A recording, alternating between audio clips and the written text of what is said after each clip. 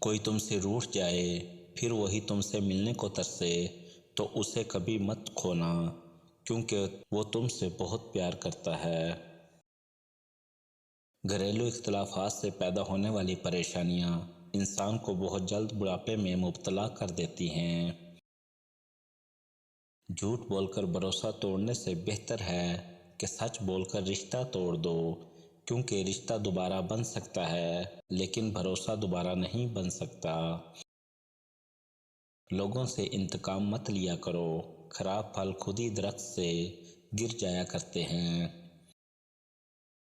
زندگی میں ہمیشہ ایک بات یاد رکھنا، ہر کوئی آپ کو سمجھ نہیں سکتا اور آپ ہر کسی کو سمجھا نہیں سکتے۔ قرآن پڑھا کرو، بے شک رب نے اس میں ہر مسئلے کا حل رکھا ہے۔ خدا کی جنت اگر دنیا میں دیکھنی ہے تو اپنی ماں کی گود میں سو کر دیکھو۔ نماز چہرے کا نور اور دل کا سکون ہے، وضو سے شکل اور قرآن سے عقل اور نماز سے نسل پاک ہوتی ہے۔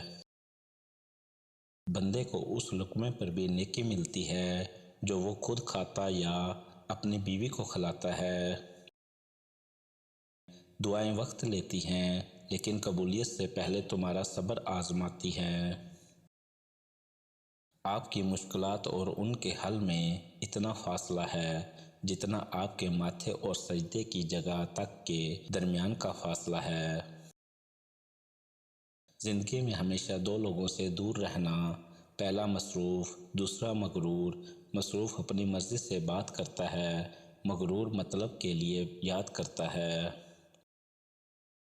صرف دو لوگ ہی آپ کو صحیح طرح سمجھ سکتے ہیں، ایک وہ جو آپ کے حالات سے گزرا ہو اور دوسرا وہ جو آپ سے شدید محبت کرتا ہو۔ ہر مشکل کے وقت کہو لا حول ولا قوت الا باللہ، مشکل آسان ہو جائے گی۔ لا حاصل کو اگر پانا چاہتے ہو تو تہجد پڑھا کرو، کیونکہ جو نصیب میں نہ ہو اسے تہجد کی دعائیں مقدر میں لے آتی ہیں۔ مانگی ہوئی محبت زہر سے بھی زیادہ بدتر ہوتی ہے۔ اگر تمہارے پاس رب کا تعلق نہیں ہے تو تم ہر وہ چیز ہار جاؤ گے جو تمہارے پاس رب کے علاوہ موجود ہے۔